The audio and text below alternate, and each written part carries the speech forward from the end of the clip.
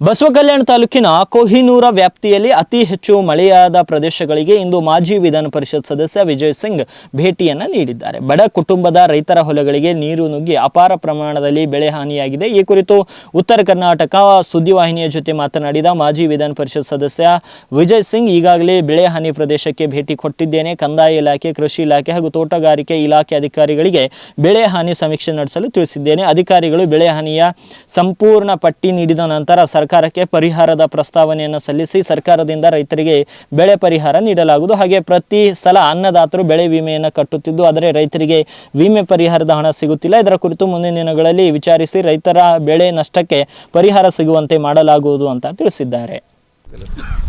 Angle गलत की वजह से ये भी वैसे है, दो आगे के भी दो भी वैसे सेम दोनों वैसे है.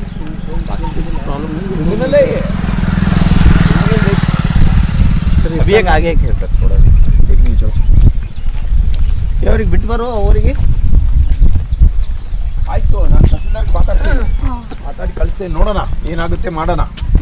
ಎಲ್ಲ ಮಾಡ್ಕೊಡ್ರಿ, ಇದು ಮಾಡಲ್ದ್ರೆ ನಾವು ಇರ್ತೇವಲ್ಲ. ಅದು ಇವಾಗ ಏನು ಮಾಡ್ಬೇಕು?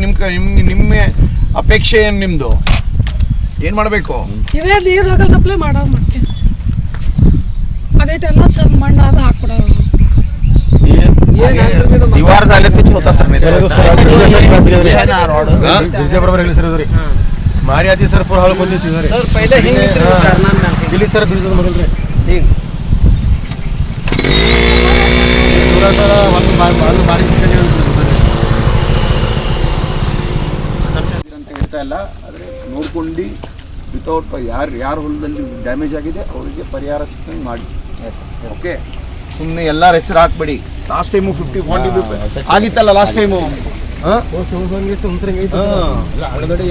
ये बार छोड़ो मत जी. नहीं बहुत सीरियस है. मिनिस्टर के पास जाएंगे तो छोड़ना ही नहीं. क्या कौन भी रहने दो, है ना. डीसी बोलने दो, क्या भी बोलने दो. सीरियस ಆಗಿ ತಗೊಳಪ್ಪ. ನಿಮ್ಮ ಹೆಸರೇನು? ಮಾಡಪ್ಪ ಸರಿಯಾಗಿ ನೋಡು. ನಿಮ್ಗೆಲ್ಲ